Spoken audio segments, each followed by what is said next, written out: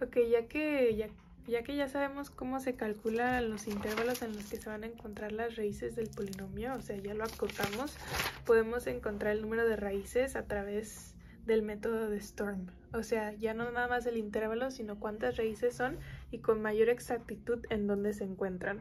Vamos a considerar un polinomio que tiene coeficientes reales y que no tiene raíces múltiples. ¿Cómo vamos a saber si tiene raíces múltiples o no?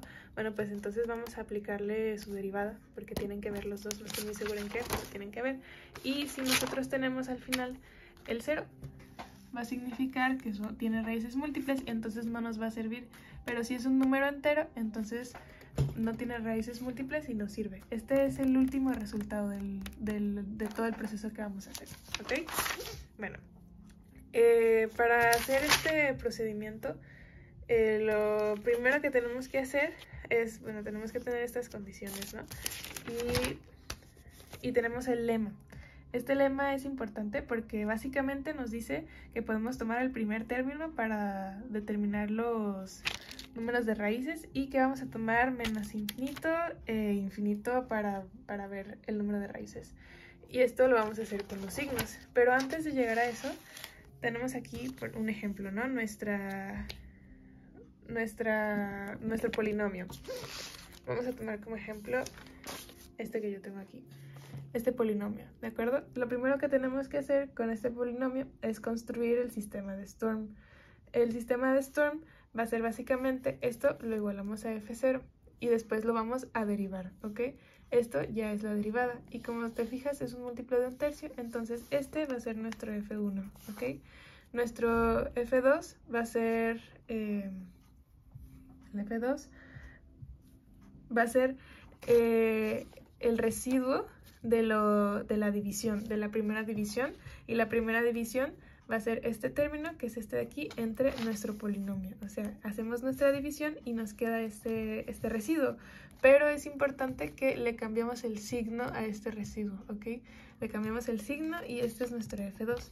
Ahora, para obtener f3 vamos a tomar este como nuestro nuevo divisor y el dividendo va a ser el divisor anterior, justo como en la división que ya sabemos hacer, ¿ok?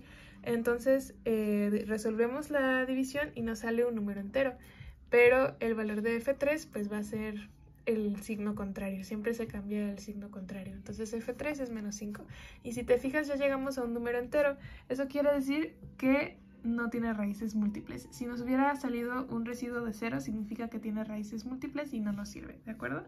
Ok, entonces una vez que ya igualamos f0 a f de x y ya derivamos, entonces, y que ya dividimos, ya hemos encontrado el número real, que es diferente de 0, y ese numerito de ahí va a ser el valor que vamos a tener para f3, ¿de acuerdo? Una vez que ya hicimos esto, nos pasamos al paso 2.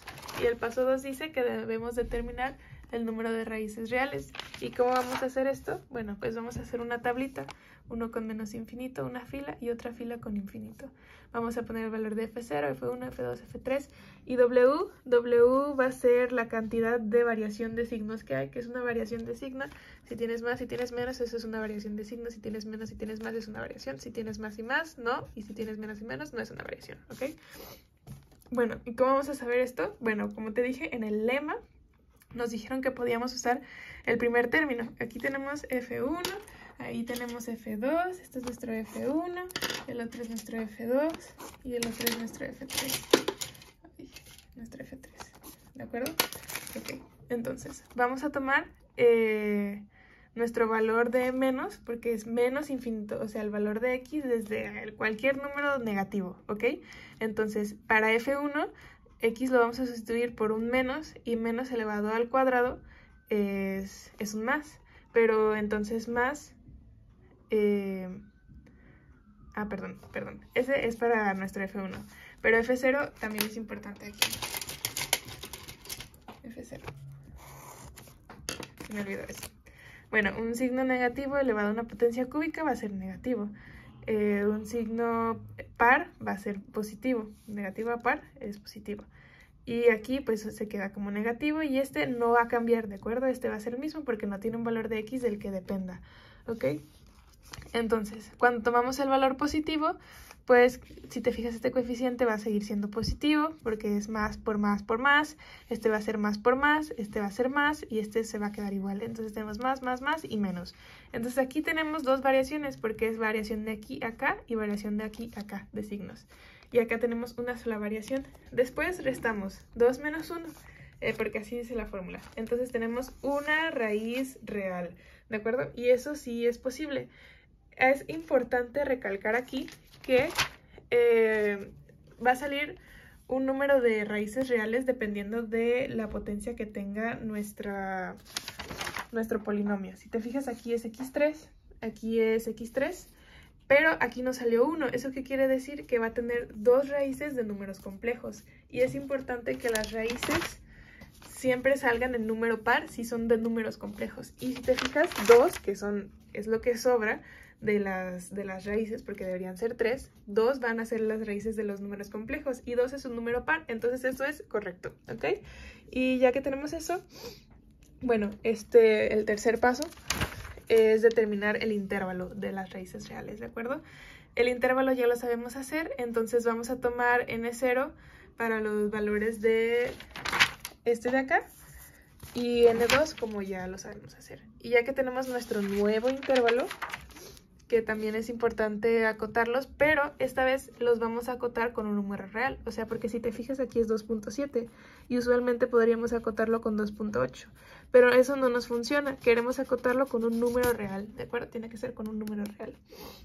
Y bueno, ya que tenemos nuestro intervalo, esto nos va a servir para nuestra próxima tablita y en nuestra próxima tablita nosotros vamos a ver cómo fregados le vamos a hacer para encontrar, porque ya sabemos que es una raíz real, pero ¿dónde va a estar esa raíz real? O sea, ¿en qué intervalo? O sea, sabemos que este es el intervalo de todas las raíces reales, pero lo queremos hacer todavía más chiquito. Entonces vamos a tomar valores desde -3 para x hasta 3 para x, ¿ok? Entonces vamos a volver a poner f0, f1, f2, f3 y vamos a sustituir este -3 en donde tenemos nuestros valores de x. O sea, vamos a evaluar esta función con x es igual a -3. Aquí si hacemos x es igual a -3, nos queda -3 al cubo, que es -27, -27 menos 9, -3, pues va a dar un signo negativo y así, ¿no? Y después lo intentamos con la de acá, -3 al cuadrado nos va a dar 9 y 9 menos 1 es 8, entonces queda un signo positivo. Y así lo vamos a hacer con todas las funciones y con cada uno de los valores de x. Entonces, una vez que ya tenemos todo esto, también tenemos que poner aquí la w, sigue siendo lo mismo que era acá, es la variación de los signos. Ya que tenemos todas las variaciones de los signos, aquí tenemos que tener mucho ojo porque cuando haya un cambio, o sea, si te fijas aquí todos son iguales, pero aquí 2 y 1 ya no son iguales, entonces aquí va a haber un valor de nuestra raíz. ¿Ok? Y en este caso pues es x porque es la única que hay. Y este valor de raíz va a estar entre 2, que es este de acá. Este numerito de aquí nos dice dónde van a estar, ¿no? Este numerito de aquí nos dice que aquí entre ellos dos debe de haber una raíz, ¿ok? Y entre ellos dos, pues, ¿qué valor? Pues esta nada más es la variación de signos, o sea, hay una variación de signos. Eso quiere decir, como nos decía acá, en nuestra formulita, acá, F1 y F2 tienen que tener signos diferentes para que haya una raíz real. Entonces, hay una variación, tienen signos diferentes, ¿de acuerdo?